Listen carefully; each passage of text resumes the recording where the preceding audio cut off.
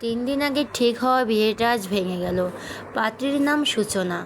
বিয়ে ভেঙে যাওয়ার কারণ, সূচনার মা তার বড় চাচার সঙ্গে পরকীয়ায় লিপ্ত হয়ে আজ থেকে 20 বছর আগে স্বামী, সন্তান এবং সংসার ত্যাগ করেছেন। ভেঙেছেন দুটো সংসার, বাবা মা হারা কাটছেন 4টি শিশুকে।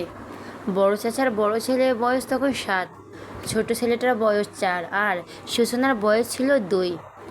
বড় ভাইয়ের বয়স 5 বছর। এই 4টি শিশুর শৈশবকে অন্ধকারে ঠেলে দিয়েছেন দুজন বিকৃত রুচির মানবী।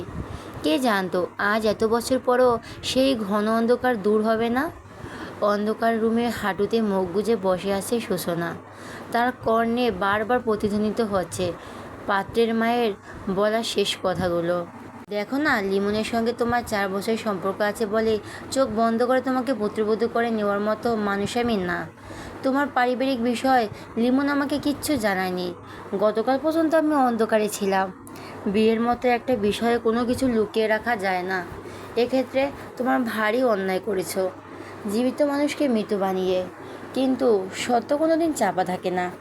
আমাদের কানে ঠিক এসেছে তোমার মা দিব্যি বেঁচে আছেন, তোমার চাচার সঙ্গে দিব্যি সংসার করতেছেন।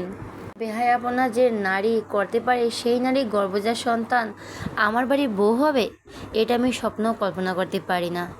আমি তো কোনো দোষ করিনি আন্টি, তাহলে আমি কেন শাস্তি পাবো?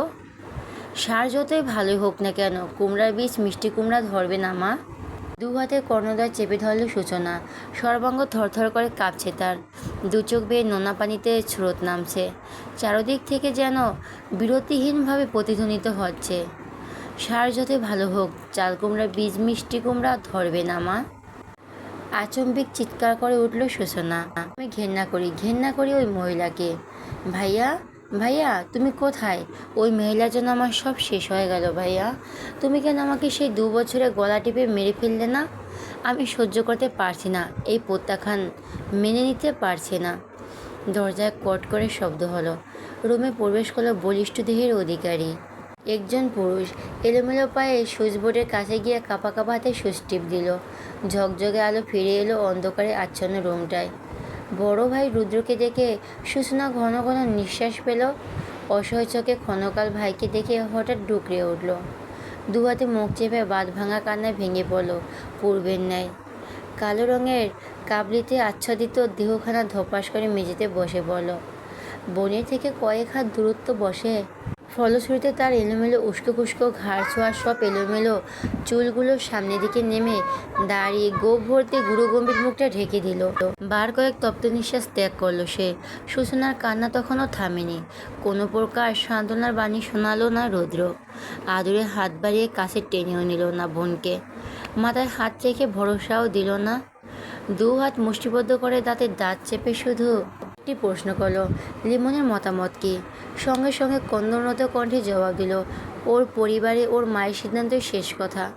লিমনের হাত পা বাঁধা। রক্তিম চোখে তাকিয়ে অত্যন্ত ক্রুদ্ধ কণ্ঠে বলে উঠল, ওই বাঁধন ছাড়িয়ে চামড়া তুলে মরিচ দিয়ে তোর সামনে আনবো। এবার বল, এরপর আর কাঁদবে? কেঁপে উঠল সূচনা।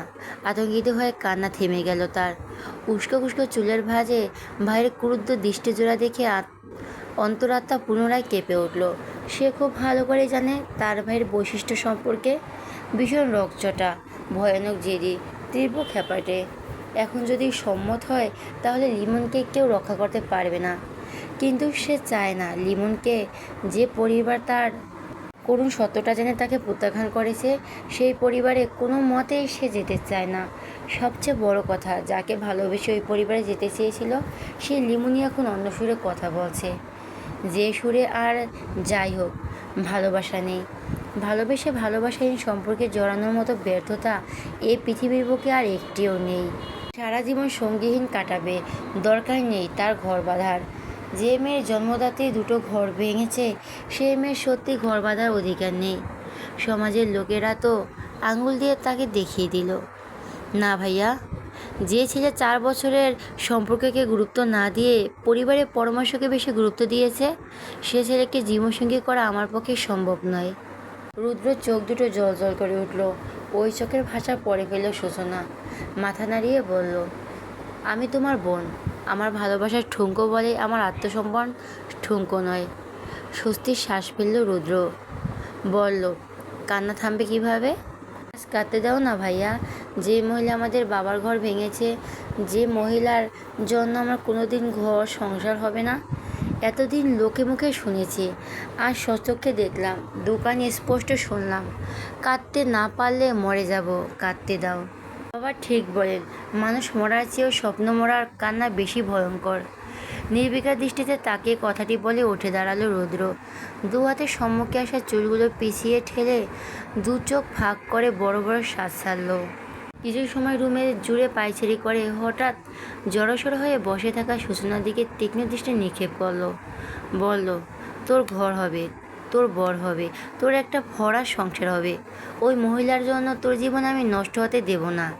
দু চোখ বন্ধ করে সূচনা বলল, আমার এসব কিচ্ছু চাই না, স্বাদ মিটে গেছে, আমি লিমনের কাছে যাচ্ছি। রুদ্র পেছনে ঘরে পা বাড়াতেই তড়া করে তার পা আঁকড়ে ধরল সূচনা। মিনতি সুরে বলল, তুমি যাবে না, আমি ওকে চাই না, বিশ্বাস করো। তাহলে এক সপ্তাহের মধ্যে তোর উপযুক্ত পাত্র নিয়ে আসছি, উপযুক্ত ঘর, উপযুক্ত বর দুটোই এনে দেব। উন্মাদের মতো না না করে উঠল সূচনা। খ্যাপা রুদ্র সিদ্ধান্ত জানিয়ে দিল, হয় তুই উপযুক্ত পাত্রকে গ্রহণ করবি, নয়তো আমার বোনকে প্রত্যাখ্যান করার অপরাধে হাড়গোড় ভাঙা লিমনকে দু চোখ ভরে দেখবে, বুকে জ্বালা মেটাবো আমি। ভয়ে শিবড়ে উঠল সূচনা, ভয়ক্ত কণ্ঠে উচ্চারণ করলো, না না। রেডি কণ্ঠে রুদ্র পুনরায় বলল, আমি আমার বোনের এক ফোঁটা অশ্রুর মূল্য ওই লিমনকে দিতে হবে। আর যদি তুই সেটা না চাস, তাহলে তোর সুখের জন্য যা কিছু করব সব মাথা পেতে নিবি। কয়েক পলক পিনপিনতা নীরবতা চলার পর রুদ্র বলল, বল কাকে চাই, লিমনের নাকি আমার বাছাই করা উপযুক্ত পাত্র? ফুপিয়ে ওঠে সূচনা। বলল, তুমি যা বলবে সব মেনে নেব, শুধু যা থেকে প্রত্যাখ্যান পেয়েছি তার সঙ্গে যেন আমার এই জীবনে আর দেখা না হয়। আর হ্যাঁ, তুমি ওর কিছু করবে না, কিছু না। আর হ্যাঁ, তুমি ওর কিছু করবে না, কিচ্ছু না। পা ছাড়, দাদিনকে দিয়ে খাবার পাঠাচ্ছি, খেয়ে নিস। আমি যেন এর মাঝে আর কোনো কথা না বলার হয় শুনি। পা ছেড়ে দিল সূচনা। রুদ্র দরজা অবধি যেতে হঠাৎ করে বলে উঠল, বাবাকে জানিয়েছ? জানিয়ে দেব।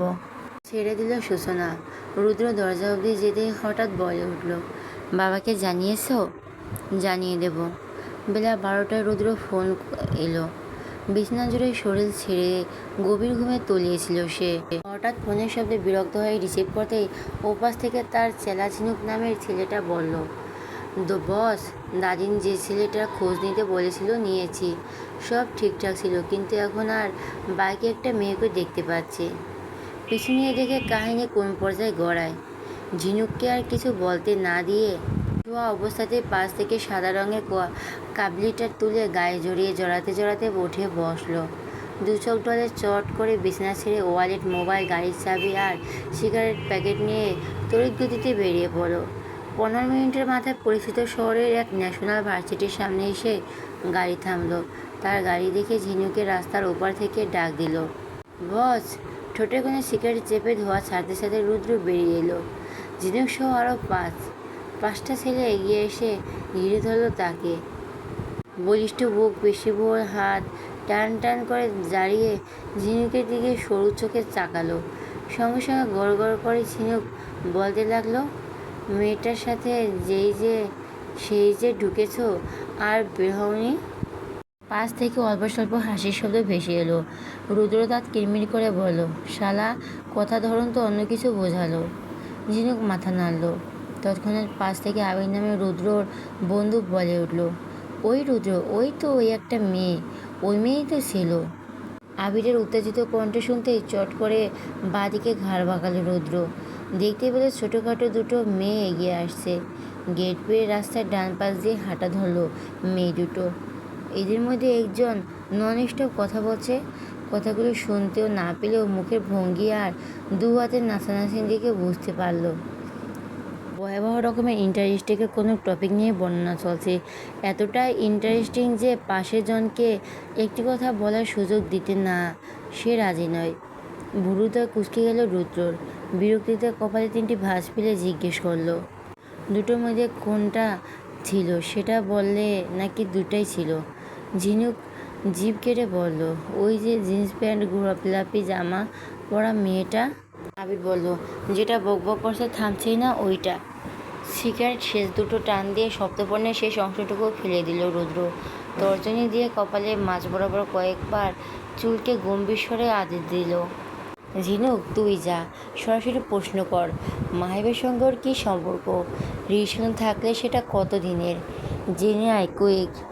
বেশ ভাবসাব নিয়ে চেহারার পাক্কা ভিলেনেসা ফুটিয়ে মেয়ে দুটো সামনে গিয়ে দাঁড়ালো ঝিনুক। সরাসরি প্রশ্ন করলো, এই যে বকবকানি, মাহের ভাইয়ের সঙ্গে তোমার কী সম্পর্ক? এই যে বকবকানি, মাহের ভাইয়ের সঙ্গে তোমার কী সম্পর্ক? কতদিন চলছে এই সম্পর্ক? কথার মাঝে বাধা পেয়ে গোলাপি গাউন পরা মেয়েটি পিট করে তাকিয়ে রইল ঝিনুকের দিকে। পাশের মেয়েটিকে অর্থাৎ বান্ধবীকে বলল, নয়ন 5 সেকেন্ড ওয়েট কর। নয়ন ভুরু কুঁচকে ঝিনুকের দিকে তাকিয়ে বলল, এই হৈমি, এই ছাগলটা আবার কে? নিমেষেই ঝিনুক তীক্ষ্ণ দৃষ্টি ছুড়ে দিল নয়নের দিকে। হৈমি ও সবে ধ্যান না দিয়ে ঝিনুককে উদ্দেশ্য করে ঝটপট গলায় বললেন, আপনি একটু দাঁড়ান, আমি নয়নকে গতকালকে ঘটনা বলে শেষ করি, তারপর আপনার সঙ্গে কথা বলছি। ঝিনুকের তীক্ষ্ণ দৃষ্টি শুরু হয়ে হৈমির মুখের দিকে পড়ল। হৈমি 32 পাটি দাঁত বের করে একটা হাসি উপহার দিয়ে নয়নের দিকে ফিরে আবার কথা বলতে শুরু করল।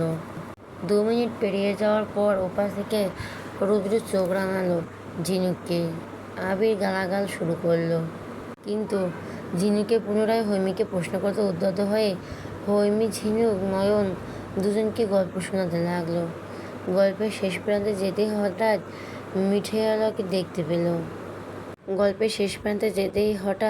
হাওয়াই মিঠেলাকে দেখতে পেল সে। তৎক্ষণাৎ চিল্লিয়ে উঠে ঝিনুককে বলল, এ ভাই, আপনি একটু দাঁড়ান, আমি আপনার প্রশ্নের উত্তর দেব। এখন দিতে গেলে হাওয়াই মিঠেলা চলে যাবে। বলতে বলতে রাস্তার ওপারে চলে গেল। তার পেছনে নয়ন গেল। ঝিনুক এক ঢোক গিলে হাঁ করে তাকিয়ে রইল রুদ্রে যাওয়ার দিকে। বলতে বলতে রাস্তার উপরে চলে গেল। তার পেছন নয়নে গেল। ঝিনুককে এক ঢোক গিলে হাঁ করে রুদ্র দিকে তাকালো।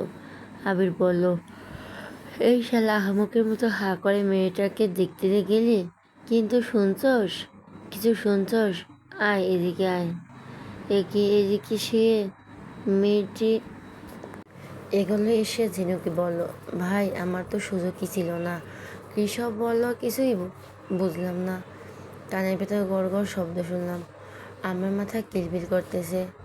বিরক্তসূচক শব্দ করে রুদ্র বলল, প্রশ্ন করার পর কি বলল? হৈমির বলার কথাটা বলতে রুদ্র গম্ভীর হয়ে দাঁড়িয়ে রইল। ওদিকে হৈমি হাওয়াই মিঠে খেতে খেতে তাদের দিকে এগিয়ে আসছে। আবির বলল, দোস্ত এদিকে আইতেছে। সকালে রুদ্রর পাশে দাঁড়িয়ে ভোর কুঁচকে রইল। রুদ্র তীক্ষ্ণ চোখে একবার দেখলো মেয়েটা তাদের দিকে তাকিয়ে আছে। মেয়েটা তাদের দিকে আগাচ্ছে, তাই দৃষ্টি সরিয়ে ঝিনুককে ইশারা করলো কথা বলতে। হৈমি যখন তাদের থেকে এক হাত দূরত্বে এসে দাঁড়ালো, ঝিনুক বলল, আবার উত্তরটা? আবারও দাঁত কেলিয়ে হেসে দিল হৈমি। বড় বড় চোখ জোড়া কতক্ষণ পিট করে তাকিয়ে বলল, উত্তর দিতে আসছি ভাই। প্রশ্ন যে কি ছিল? আপনার মাহের ভাই আর আমার সম্পর্ক কি? কতদিন চলছে এই সম্পর্ক, এটাই তো? কিঞ্চিত মাথা হেলিয়ে এক ভুরু উঁচু করে ঝিনুকের দিকে তাকিয়ে রইল হৈমি। ঝিনুক সহ আবিরও হ্যাঁ হ্যাঁ করে উঠল। রুদ্র কান খাড়া করে একটি সিগারেট ধরালো। এমন সময় হঠাৎ হৈমি হাতে থাকা খাওয়া হাওয়াই মিঠাই নয়ন হাতে ধরিয়ে তর্জনীতে বুড়ো আঙ্গুল মাথা ঠেকিয়ে ঝিনুককে বলল, 1 মিনিট দাঁড়ান, আমি এই যাব আর এই আসবো, আপনার উত্তর দেব, দাঁড়াবেন কিন্তু। হৈমি 6 জন ছেলের পাশ কেটেই এগিয়ে গেল। নয়ন ঠোঁট টিপে হেসে তাদের অনুসরণ করলো। ঝিনুক আশ্চর্য হয়ে রুদ্র দিকে তাকালো। রুদ্র বড় বড় করে শ্বাস নিচ্ছে। ধীরে ধীরে আগুন জ্বলতে শুরু করছে। কতক্ষণ পর ফোঁস করে উঠে জ্বালিয়ে পুড়িয়ে ছারখার করে দেবে আন্দাজ করা গেল না। আবির অধৈর্য হয়ে বলল, এটা কোন প্রজাতির ভাই? মানে হয় কোন? রুদ্রের আশেপাশে থাকা প্রত্যেকে হৈমে কণ্ড কারখানা লক্ষ্য করতে লাগলো। রুদ্র একের পর এক সিগারেট শেষ করতে ব্যস্ত। মেয়ে মানুষের প্রতি তার কোনো আগ্রহ নেই, শুধু প্রশ্নের উত্তর চাই।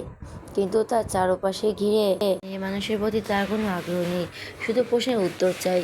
কিন্তু তার চারপাশ ঘিরে থাকা ছেলেরা দেখতে পেল হৈমি নামক মেয়েটি গেটের পাশে একটি ছেলের সামনে গিয়ে দাঁড়ালো। লম্বাটে হ্যাংলা পাতলা ছেলেটা মিটমিট করে হাসছে। ঝিনুক বলল, লুচ্চার মতো হাসতেছে না পোলাটা? আবির বলল, কাহিনী কি দেখি আগে। হ্যাংলা পাতলা ছেলেটা প্যান্টের পকেট থেকে একটা লাল গোলাপ বের করলো। হৈমি চটপটে গলায় বলল, তাড়াতাড়ি প্রপোজ কর, আমার বেশি সময় নেই। ওই যে দেখ চার-পাঁচটা ছেলে, ওদের মধ্যে ওই খাটো ছেলেটার একটি প্রশ্নের উত্তর দিতে হবে। ছেলেটার নাম পালন। আজ সে এসেছে হৈমিকে প্রপোজ করতে। গতকাল মেসেঞ্জারে নক দিয়ে ব্যাপারে জানিয়েছে প্রেম করবে না হৈমি, কারণ হ্যাংলাবাতা ছেলে তার পছন্দ নয়। তবে তার দয়ার শরীর, সে দেশে প্রপোজ করলে কাউকে ফিরিয়ে দেয় না। ফুল টুল বা গিফট টিপ আনলে সদরে গ্রহণ করে নেয়। পরবর্তীতে যদি প্রেম ভালোবাসার জন্য ফোর্স করে, সোজা বলুক, সামনে এলে 2-4টে থাপ্পড়, ব্যাস কাহিনী খতম। পালন চারপাশে লাজুক চোখে তাকিয়ে আছে। গোলাপ দিল, আই লাভ ইউ বলে প্রপোজ করলো হৈমিকে। হৈমি ঝটপট গোলাপটা নিয়ে বলল, আমার ভালোবেসে ফুল দেওয়ার জন্য থ্যাংক ইউ, কিন্তু আমি তোমাকে ভালোবাসতে পারবো না। তোমার সঙ্গে তোমার সঙ্গে প্রেম টেমও চলবে না। I am extremely sorry. তোমাকে ভালোবেসে ফুল দেওয়ার জন্য থ্যাংক ইউ, কিন্তু আমি তোমাকে ভালোবাসতে পারবো না। তোমার সঙ্গে প্রেম টেমও চলবে না। I am extremely sorry. এমন একটি উত্তরের জন্য প্রস্তুত ছিল না পালন, কারণ ইন্টার ফার্স্ট ইয়ারে পড়া এই মেয়েটি মাত্র 3 মাসে কলেজে বেশ খ্যাতি অর্জন করেছে। প্রথমত বাংলা বিভাগের নতুন লেকচারের মাহির খানের একমাত্র ছোট বোন সে।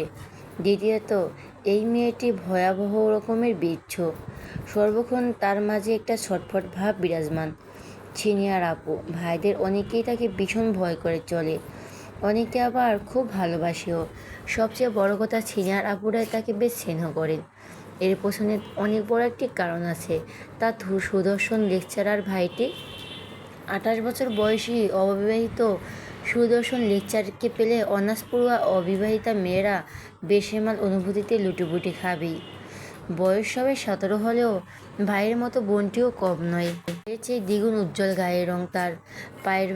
গায়ে পায়ে খুব একটা বড় না হলেও ধবধবে ফর্সা ত্বক, গোলগাল মুখ, শুভ মুখচ্ছ্রি, ঘন কালো বড় বড় পাপড়িতে বেষ্টিত চোখ জোড়া দেখেই সমবয়সী সিনিয়র ভাইরা কপোকাত। 3 মাসে কম প্রপোজ পায়নি সে। বরাবরই পালনের সঙ্গে ঘটে যাওয়া ঘটনা ঘটিয়েছে। এ নিয়েও তার খ্যাতির শেষ নেই। ন্যাশনাল ইউনিভার্সিটি হওয়ার দরুন ইন্টার, অনার্স, ডিগ্রি, মাস্টার্স সকল পর্যায়ের স্টুডেন্টের রয়েছে এখানে। পালন অনার্সের প্রথম বর্ষের স্টুডেন্ট। পালনকে দিয়ে মোট 13টা প্রেমের প্রস্তাব প্রত্যাখ্যান করা হইল। হৈমি এই 13-12টা গোলাপ ঠিক গ্রহণ করেছে। বাকি একটা গোলাপ প্রপোজকারী প্রপোজ এক্সপেক্ট না করাতে দেয়নি। এ নিয়ে অবশ্য এই চোট ঝগড়া করেছিল ছেলেটার সঙ্গে। ছেলেটা বাইরে ছিটে চুইংগাম লাগিয়ে প্রতিশোধ নিতেও ভোলেনি। বর্তমানে অধিকাংশ ছেলেমেয়েরা ইসরে পাকা, কিন্তু হৈমির বেলায় শুধু ইসরে পাকা নয়, মেয়েটি যেমন বাচাল তেমনি দুরন্ত। শান্তশিষ্ট প্রকৃতির মিষ্টিভাষী একজন গুণী শিক্ষকের বোন এমন অশান্ত কী করে হলো, ভাবতে গেলে মাথা ঘুরে যায়। রুদ্রসহ তার সাঙ্গপাঙ্গরা মোটেই হৈমির এরূপ আচরণের জন্য প্রস্তুত ছিল না। রুদ্র চোখ মুখ কুঁচকে সিগারেটের ধোঁয়া উড়াতে ব্যস্ত। আগ্রহ নেই, অথচ বিরক্তের কারণ। বিরক্ত আকাশ ছোঁয়া। ঝিনুক, আবির সহ বাকিরা সকলে কিংকৃত বিমূঢ়। এরা একে অপরের দিকে বিস্মিত চোখে চাওয়াচাওয়ি করছে। গোলাপ ফুল নিয়ে চঞ্চল পাও ঝিনুকের সামনে এসে দাঁড়ালো হৈমি। পালন ক্লান্তমুখী সে তক্ষুনি ভার্সিটিতে ঢুকে পড়েছে। তার ইনকোর্সের পরীক্ষা চলছে। পরীক্ষার সময় হয়ে যাওয়াতে আর দেরি করেনি। তো ভাইয়া কী বলছিলেন? মাহির ভাইয়ের সঙ্গে আমার কী সম্পর্ক, তাই তো? হৈমি সে একদমে কথাটি বলতে হতভম্ব দৃষ্টিতে তাকিয়ে মাথা নাড়ল ঝিনুক। আবির ঘন ঘন চোখের পলক ফেলছে। তার দৃষ্টি একবার হৈমির মুখের দিকে, তো আরেকবার হাতে থাকা লাল গোলাপটির দিকে। ছোটাছুটি করছে। হৈমির উত্তর দেওয়ার তেমন তাড়া নেই। সে এক এক করে সকলের দিকে দৃষ্টিপাত করলো। হঠাৎ যখন বলিষ্ঠ দেহের অধিকারী রুদ্র দিকে পাকাপোক্ত নজর গেল, কিঞ্চিত চমকালো। ঘন ঘন চোখের পাপড়ি নাড়িয়ে অপদমস্তক রুদ্রকে দেখতে শুরু করলো। চিত্ত চঞ্চল হয়ে উঠল ভীষণভাবে। চোখের পাতা এলোমেলো নড়চড় করতে করতেই গোলপটা নয়নের দিকে দিল। নিজের দু হাত কোমরে রেখে অভিজ্ঞ ব্যক্তির মতো সূক্ষ্মভাবে তাকিয়ে রইল। আবির রুদ্রের পাশ ঘেঁষে ফিসফিস করে বলল, দোস্ত দেখ তোকে কেমন দেখতেছে। রোহিঙ্গার যেমনি দেখে অমনি তোরে দেখতেছে। এইটা কোনো কথা হলো? তুই কিন্তু বল আমায়, কিন্তু মেজাজ খারাপ লাগতেছে।